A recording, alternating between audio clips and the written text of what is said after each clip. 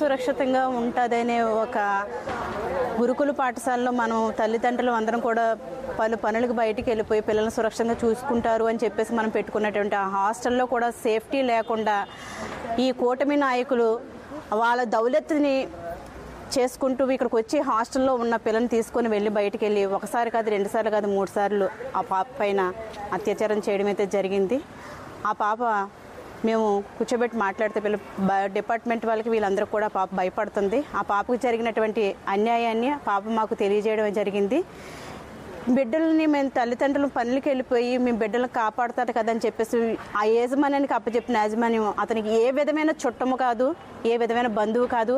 అలాంటి అతని చేతులకి ఆ బిడ్డను ఎలాగ అప్పచెప్పారు అన్నది మాకు యాజమాన్యం సమాధానం చెప్పాలి.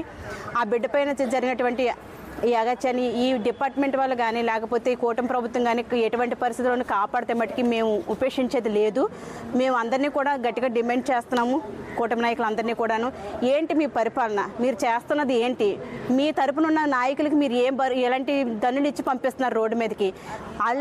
అన్ని పుణ్యం తిరిగిన పిల్ల, చిన్నారి పిల్ల మీద ఎంత అగాయిత్యమా, ఎంతటి పిల్ల ఆ పిల్ల మీద ఎంతటి, నీ వయసు ఏంటి, అతని వయసు తాత కన్నా పెద్ద వయసు ఉన్న అతను తీసుకొచ్చి ఈ మంచి సెక్యూరిటీ ఉన్న స్కూల్ నుంచే బయటకు తీసుకెళ్తున్నారు అంటే మీకు ఎంత ధైర్యం, మీరు ఎంత ధైర్యంగా చేస్తున్నారు ఇలాంటి పనులు. మీకు ఎవరు ఇచ్చారో దన్ను, వాళ్ళందరూ కూడా బయటకు రావాలి. మేమందరం కూడా ఇక్కడ సమాధానం చెప్పేంత వరకు కూడా మీ కూటమి నాయకులు మీ దన్ను చూసుకొని మీరు చేస్తున్నటువంటి పనులు అన్నీ కూడా మేము సమాధానం చెప్పేంత వరకు కూడా మేము ఊరుకోము.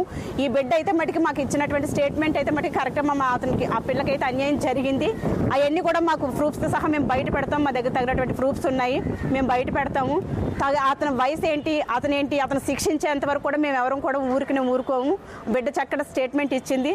ఆ పిల్ల ఏ విధంగా తీసుకెళ్ళాడు, ఏ విధంగా బిడ్డ మీద అత్యాచారం చేశాడు అన్నది కూడాను. ఆ బిడ్డను ఎమోషనల్గా భయపెట్టి మీ అమ్మని చంపేస్తాను అలాంటి మాటలు కూడా బిడ్డకి భయాందోళన చేశారని చెప్పేసి ఆ బిడ్డ మాకు చెప్పింది. కూటమి నాయకులు అందరికీ మేము చెబుతున్నాము, మీ తరపునున్న ఈ చిన్న నాయకులందరికీ కూడా చాలా విచ్చలవిడితనంతో భయం లేకుండా ప్రతి విషయంలోనూ కూడా చాలా విధంగా మాకు పార్టీ ఉంది, పార్టీ చూసుకుంటుందని చెప్పేసి చాలా ధైర్యంగా చేస్తున్న పల్లెండ్రులు కూడా తగినటువంటి అమూల్యం చెల్లించే రోజు వస్తుంది. దీనికి మేము తగినటువంటి ఖండింపు మేము కోరుకుంటున్నాము. మీరు తగు జాగ్రత్తలో ఉండకపోతే మటుకి, మీరు తగు శిక్ష వేయించకపోతే మటుకి మొత్తం నాయకులందరికీ కూడా మేము హెచ్చరిస్తున్నాం. బాబు అతనికి మాకు సంబంధం లేదండి. అది ఇంకా ఒక ఇంటి పేరు లేదు, మేము ఒక ఇంటి పేరు లేదు బాబు. అతను ఉప్పుకూరలోకి మేము వెళ్ళాం, మేము ఉప్పుకూరలోకి వాళ్ళు రారండి. అలాంటిది అప్పుడు మా పిల్లని పిలిచాడంటండి ఒకరోజు. అయితే బాబు మా నాన్న మొన్న చంపేస్తుంది నన్ను, నీ కాడకు నేను ఎందుకు వస్తాను అలాగని మా పిల్ల ఉందంటే, అందుకు గురించిగా రానంటున్నావు అలాగని మరుసటి రోజున మన్ని అడిగాడు. పిలిచినంతలో పాడైపోతావా అన్నాడంట. ఆ మాట మీద అమ్మాయి ఎలాగని అంట ఆడేవిడ మనవి తేడానికి అలాగని నేను అనేసి మాట్లాడుకుంటా పిల్లలు నేను లోపల పెట్టుకుని ఇందులో ఇంకా హాస్టల్కి నుంచి వచ్చిందండి. 2-4 రోజులు ఉండి ఏదో వచ్చేసింది. హాస్టల్కి వేసేసిన తర్వాత ఇక్కడికి వచ్చిందంట. ఇక్కడికి వచ్చిన తర్వాత ఆ యదవ మన్నీ ఇక్కడికి వచ్చాడు.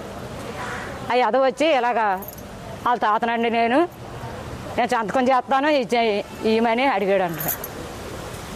వాడరా ఆవిడని మేట్రమ్మ గారిని అడిగితే ఆవిడ అన్నదానని అయితే సంతకం చేసేది అప్పుడు నేను దేబెట్టకపోవడం ఏంటంటే వాళ్ళ తాతలు అంటున్నావు దేబెడతాను అలాగని ఆవిడ దేబెట్టిందంట. ఆ తీసుకోవడం అక్కడికి వెళ్ళిపోయాడు అంటండి. సముద్ర పక్కకి ఆ పిల్లని కొట్టాడు అంటండి. కొట్టి ఆ పలంగా గుడ్ల ఆడే చింపేసాడు అంటండి. చింపేస్తే చర్యగా దాన్ని మాట్లాడుకుంటా ఆ పిల్ల అజయ్ అలాగా కట్టుకొని మాట్లాడుకుంటా మనీ ఆడు బండి ఎక్కమంటే ఎక్కేసి వచ్చేసిందంట. ఇక్కడికి దేబెట్టాడు అంటండి. అప్పుడన్నా ఇప్పుడు ఫోన్ చేయాలి కదండి బాబు, నాకు ఫోన్ చేయలేదండి. అలా 2 ట్రిప్పులు చేసాడంటండి. 2 ట్రిప్పులు చేసినప్పుడు అన్న 2 ట్రిప్పులు అన్న అమ్మాయి ఇలాగ అంటున్నాడు పలానా అతను ఇలాగ తాత అంట. ఆ తాత ఏ తాత చూసుకోండి. ఇక్కడ రావడం అయితే పిల్లకాడకి ఓ రోజు వాళ్ళ నాన్నమ్మ వచ్చింది, వాళ్ళ నాన్న వాళ్ళ అమ్మ ముగ్గురు ఓ అన్నగారు నలుగురు వస్తున్నారు కానీ మా కాడికి ఎవరు రాలేదు. అలాంటిదప్పుడు ఈ పిల్లడు ఎందుకైతే ఎలాగా మాట్లాడుతున్నాడో మరి వచ్చి మీరు చూసుకోండి అని మాకు ఫోన్ చేయాలి కదండి. చేయలేదండి, మాకు తెలియలేదండి. ఈ అందరు కూడా టీవీలకి ఇచ్చేసి ఎలాగ బస్సాలకి ఇచ్చేసి అన్నీ చేసేస్తే మేము ఏం చేయాలండి? అప్పుడు మాట్లాడుకుంటే ఇంక మా ఇది అలాగే తండ్రి మాకు తెలియకుండా ఈ మనిషి ఇలా చేసింది, ఈ మనిషి ఎంతమందికి ఎలాగే తార్చుకుంటుందో, ఎంతమందికి ఎలాగే పంపుతుందో, అలాగే నా గుండు కొట్టుకోను బాబు.